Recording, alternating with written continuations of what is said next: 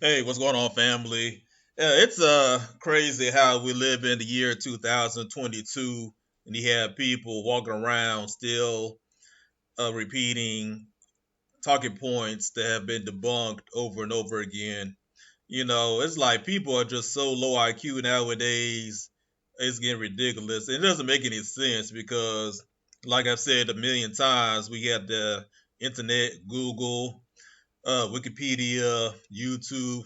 I mean, we got like a lot of resources and tools at our disposal that whatever question we have, anything we doubt, anything that we're curious about, all the information is right at your fingertips. So there's really no excuse why people regurgitate. It's kind of like it's like a talking point. I mean, they repeat talking points that go back to the damn 90s, and they think that the age old talking point is gonna have weight in this day and time, which it doesn't because we live in a different era. Things change, with technology. A lot of things have a lot of ways we do things have changed, and a lot of misconceptions that we've been taught as children, or what we have been taught through school, our parents, friends, church. All the things that we have been taught have a lot of it has been debunked because just simple facts. But I just want to play this video. This interview happened a few days ago. This was back in October 14th, I believe. It could be 13th or 14th when Coach Greg Adams, the popular YouTuber, was on this show called Value. I think it was like Value Entertainment, something like that. And he was debating this guy named Hafeez. Hafeez, he's a YouTuber. If you're familiar with the roommates on YouTube, he's one. He was like one of the roommates. I remember back in the day, he used to be like two roommates. I think I don't really watch roommates on a regular basis. I know of them, but I never like really like sat down to watch. I know they did like a lot of interviews. They interviewed Candace Owens. They interviewed AMS. I believe they interviewed Kevin Samuels before he died, and a few other people. But I thought there were two of them. Now it's just like one roommate. So I don't know what happened to the other guy. But this interesting discussion was about marriage and how like a lot of people's perception of marriage is like, well, God is in marriage and everything, because a lot of Christians have this talking point where it's like, God sanctioned marriage and stuff like that. And I'm not anti-marriage. Me personally, I'm not anti-marriage. I'm just pro being realistic about things. There's nothing wrong with marriage, in my opinion. A lot of red pill people in the red pill talk against marriage. I'm not anti-marriage. I just think that men and women just gotta be realistic and stop being idealistic about certain things. When it comes down to relationships, and stop looking for perfection. Because if you're looking for perfection, the universe is gonna give you the opposite. It's just how it works. Just look for practical qualities in a person. You know what I'm saying? That's all you gotta look for. As long as they're physically attracted to that person, the person has a job, is level headed, you know, just have the basics as a foundation. But let me stop rambling. Let me just play you a little bit of this video. So it's always an interesting conversation because to me, like one of the things I'm obsessed with, and Dr. Peterson talks about this so well, is that the more your words are in line with the truth, the more powerful those words are. And I don't know where you are, if you believe in God or not. I don't know who kind of person you are, but like when you line your words up with God, like that's when to me your words have the most weight. Dr. Peterson, that's why I feel like he's so powerful. His words transcend humanity and it speaks on this divine level. And so to me, when you're giving advice, your advice has to be as in line with what God believes the world should run as possible. And so to me, the best advice benefits men and benefits women. That's the best advice. To your opinion, we have 70 years of advice only benefiting women and men suffering as because of it. That is a lie. That is wrong. And the opposite extreme is wrong as well. A world where it all benefits men and the women don't benefit, it's wrong. That's why it's about the balance. And so to me, I'm very curious I love her questions because it was like, it's not a gotcha question. It was a genuine, serious question. Shout out to my guy, AMS. I love AMS. He did a video about, advice I would give to my daughter where he actually answers the questions directly. And so to me, I'm very interested in those questions because like when I would watch Kevin Samuels and God Rest the Dead, and it was so powerful because he would always push women to being married because he knew the beauty and the value and the protection and the safety, being a woman and being married. Nobody wants their daughter to be 41 years old, single, baby mama of 3. Nobody wants that for their daughter, especially if they want kids. So to me, I think the part of the conversation needs to be, is this information benefiting both human beings? When you're on Team Men, it only needs to benefit Team Men. If you're on Team Republican, it only needs to benefit Team Republican. If you're on Team America, it has to benefit all Americans. If you're on Team Human, it has to benefit both males and females. So that's why I loved her questions because I think I just want to pause. The guy who's speaking right now, that's Hafeez, one of the roommates. Best, I can give my hardcore advice to benefit men, and I know without a shadow of a doubt, the most hardcore advice that benefits men simultaneously benefits women. One more thing I'll add to that, and I hope I don't mean to offend you. There's no God in marriage in the United States, so that's kind of misleading. And people bombshell. I love how Coach Greg Adams just came in with that bombshell. He was like, first of all, there's no God in marriage.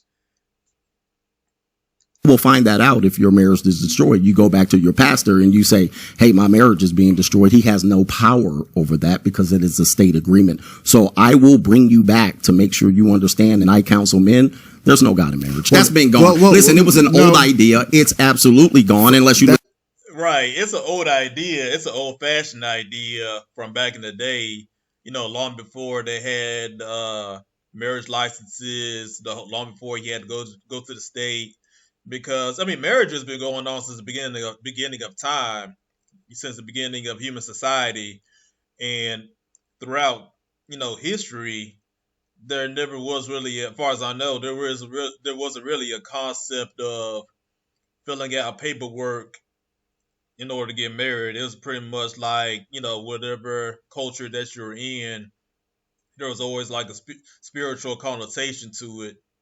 It doesn't matter if you're African, Asian, Native American, European, whatever culture you came from. Of course, there was like a religious overtone back in the day, but now modern times here in the United States, it's not necessarily a religious union. It's more like a legal contract.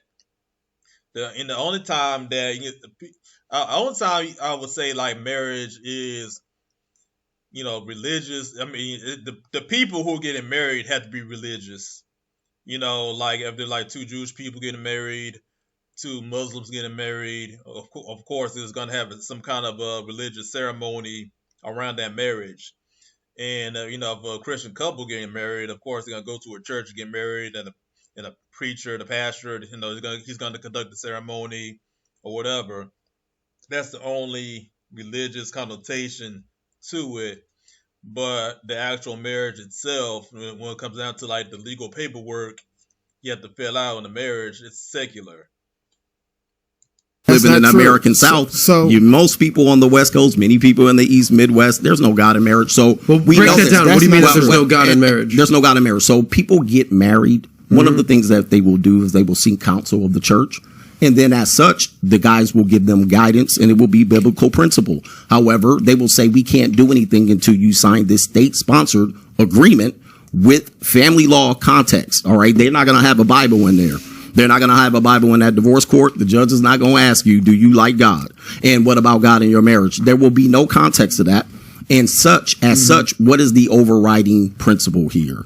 Does he your have a marriage point there, is state funded, not God funded. He just made a random point that I didn't make it random. I told you that this will offend you, and it's now offended you. Now look at Hafeez. Hafeez is getting offended. Hafeez is on the defense now. He kind of got like rattled by what Coach Greg Adams said about marriage, and it contradicts his whole framework of God and marriage. What did I say? No, it didn't offend me. You're just wrong. Let me say what I said. Wait. Let me finish. Let me finish. There's no God in the marriage in the United States. And you can talk. Let me finish. No, hold for a second. Let me finish. Are you going to say there's no God in marriage in the United States? Coach, finish your point. You're saying there's no God in marriage in the United States. Correct. Got it. That was his point. So now I'm going to talk. So I made a point and I said, if your truth aligns with God, that truth is most powerful. That's what I said. If your truth aligns with God, meaning the word that you speak aligns with God, those words are the most powerful. That he made a point saying there is no God in marriage. So first, that's a semantic thing because God is everywhere. Whether God chooses to God is everywhere, right?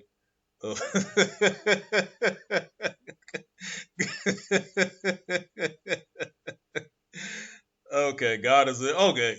You say God is everywhere, so it's okay. I'm not gonna go there. Supervene in things or not. I will never be the person that says God is not here. I will never be the person that says God is not present here. Could we argue that is God blessing every American Western marriage? Of course not. Of course, God is not blessing every American, but God is definitely in my parents' marriage. So when you say there is absolute statements, there is no God in marriage. False.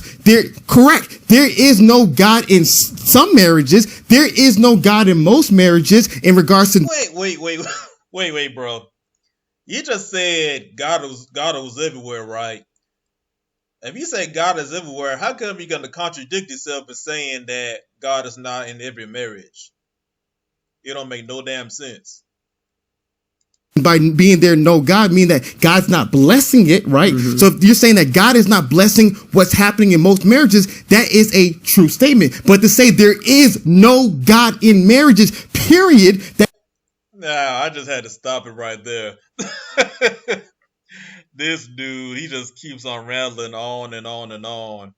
But God's not blessing it, right? So if you're saying that God is not blessing what's happening in most marriages, that is a true statement. But to say there is no God in marriages, period, that is a false statement because God is in my marriage and God is also in my parents' marriage. And I will continue to say, when it comes to even understanding the ideas of God, God gives human beings free will. It's a very simple concept. You can freely sin or you can freely obey. And God, like a good father, if you want to touch the stove, you can touch the stove. And so to me, I just think when people make statements like this, how do you expect people? Well, let me pause for a minute. Okay, from a Christian perspective, he's making sense because, if you're a person who grew up Christian, if you really studied the Bible, went to Bible study, stuff like that, like I have, I understand the whole concept of, God gives us free will and that we have the choice to sin or to obey God's law or obey God's word or, obey God's word, right? So I understand that concept, but the thing about it is like, you can't just contradict yourself and say, well, God is everywhere, but then say like, well, God is not in every marriage. I mean, I can really, really, really break it down to the molecule because I'm not gonna go there. That's for like a whole other topic. I don't want to get theological because it goes into the whole concept of God and the devil, one and the same. But that's a deep topic for another video. people to feel. There is I no don't expect God. anybody to feel. I want them to know. I want them to understand. We want them to know we can't feel anything. I'm talking, and then you get the opportunity to talk. So to me, it's how do you expect people to react? And so my biggest thing is that what I'm only communicating in regards to the marriages is that if you are a man, do your due diligence. Be able to see if she fits your life. Be able to see what is her family background. You can't protect yourself 100% from business failure, from friendship failure, from anything in life. But there is wisdom, there is godly principles that you can adhere to that can benefit you. But there's no absolute guarantees that everything in life will be successful. No one's teaching anybody that. But and I'm not the most religious person here, so let me just give that disclaimer out there. You either, Right, but yeah. how I feel like God is all faith. It's all. I believe in this, and no matter what you tell me, you're not going to convince me otherwise, because this is what I believe. I'm sure that there's tons of marriages out there that they believe, they go to church every Sunday, and then next thing you know, they get divorced, and God was in their marriage. So I'm just... Yep, exactly. Majority of people in America who get divorced are Christian. That's what people don't understand. And that's why I don't really like this whole concept of you have to be equally yoked in order to get married, because you got people who are quote unquote equally yoked who get married all the time and they still get divorced. So it doesn't make any sense. I mean, that's a contradiction in itself, just trying to establish what a godless marriage is, or God-filled marriage is, like how that genuinely curiosity, like how that works, because he's saying no. I think what Coach is basically saying is like, look, I don't care if you're going to church every Sunday or not. At the end of the day, your marriage is between you, your significant other, and the right state. Here on earth, forget about it. Not in the clouds. And that's what he's. That's essentially did you what he's ask saying. him a question, or no? I'm just bringing this out to the panel. What we tell people is that hope is not a strategy. All right, hope is not a strategy in anything. I hope my business goes well. I hope I don't get injured today. I hope I succeed today. We tell people real life principles, all right? We don't live in the clouds. We live here on earth, whether you believe this is heaven or hell. So I want you guys to understand you're dealing with earth here. This is a reality. Are you a believer? Absolutely not. You're not a believer of God? No. Okay, but... That's my favorite part of the whole clip. He asked Coach Greg Adams, are you a believer? And Coach Greg Adams said, absolutely not. He said, absolutely not. He didn't pause. He didn't stutter. That's my favorite part. Obviously, Hafeez, you are. Yeah, and Were you ever a believer? So how can you say that? Here's the deal. What tends to happen is people are introduced to things based on someone else's biases. Okay, and those biases are introduced to children and so forth and so on. So yes, at some point, that was the only story I knew until I investigated on my own, decided as a man what principles to stand on, and then realized I don't live by hope. I don't live by cope. I live with what's real here. Okay. And let's talk about what's real instead of... Right, exactly. Just deal with reality. A person's faith, that's their personal belief. But a lot of times you have to get away from idealism and be practical. You got to be pragmatic. You got thousands of religions, thousands of denominations just within Christianity. Not only do you have Catholic and Protestants, you have Baptist, Methodist, Church of God in Christ, Lutheran, Jehovah's Witnesses, Seventh-day Adventist, whatever. You got all these under the umbrella of Christianity, and they all differ in theology.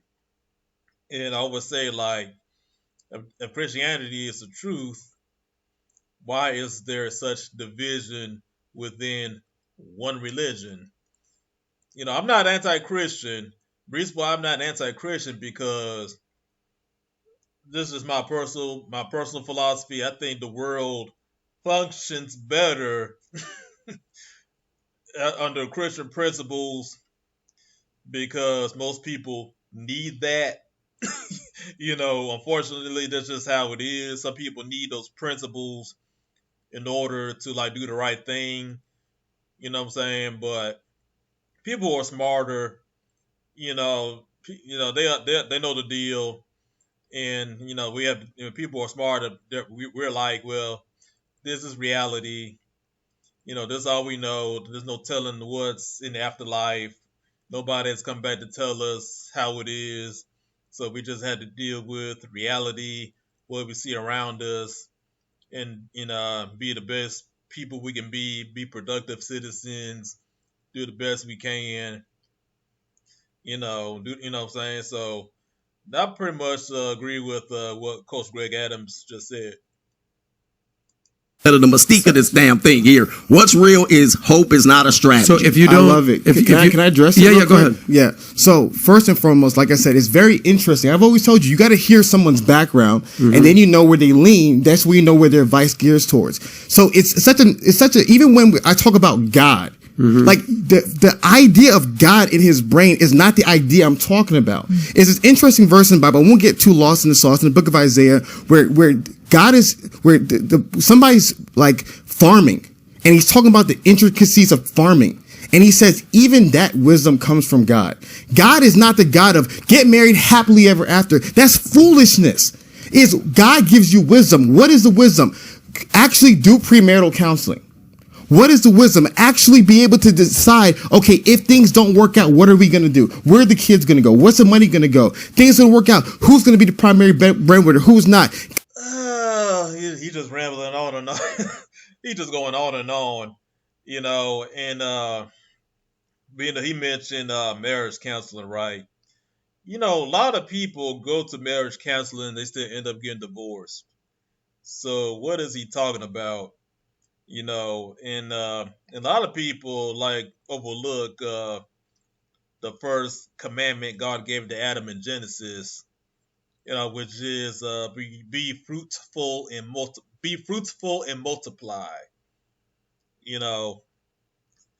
Which means go ahead and procreate. Procreate, spread your seed. Which is what we're biologically designed to do as organisms, human organisms, right? So that commandment doesn't. There's nothing in there that says like you gotta have a ceremony, buy the ring, go buy the ring, propose one knee, all this kind of stuff. Get a blood test, whatever. Rent out a building. Go to church, have a ceremony in the church, get to preach. You know what I'm saying? It's just like all that is like add-ons to something that we should be doing naturally. Like I said, I'm not against marriage, but I'm just like telling you that all of these are just human inventions. You know what I'm saying? And like I said, nothing wrong having ceremony. I mean, whatever your culture is, but I'm just saying like, you just get to the nuts and bolts of it. My personal opinion about marriage is that you cannot have societies without families, right? A family consists of mother, father, children. You can make the argument that in different cultures they have extended families where might have like 2 or 3 generations under one roof or whatever, which is fine. You know what I'm saying? But in order for society to function, to survive, you cannot have like single people walking around. You got to pair with somebody, because eventually you're gonna get old, you gotta get wrinkled, you gotta get gray hair. You know what I'm saying? You know what I'm saying? Youth doesn't last forever. Eventually all the millennials, they're gonna be in the 50s and 60s, 70s, 80s. So you can't just be single all your life because somebody has to take care of you. So family is important, but don't add ideology into it, which is what Hafeez is doing. Don't add ideology to it, because if you add ideology to it, you're making it more than you're just making it like a fantasy, like, and that's how women's minds are messed up with this whole Disney fantasy of marriage. You know what I'm saying? They want this perfect man. You know what I'm saying? They want the Prince Charming to come sweep them off their feet and stuff like that. So that's pretty much where it comes from. It comes from that religious notion of perfection that doesn't exist. But I just want to leave it right here. I'm not going to play the whole video. What I do is I leave the link of the video below in the description. And if you want to watch the whole video, just click on that.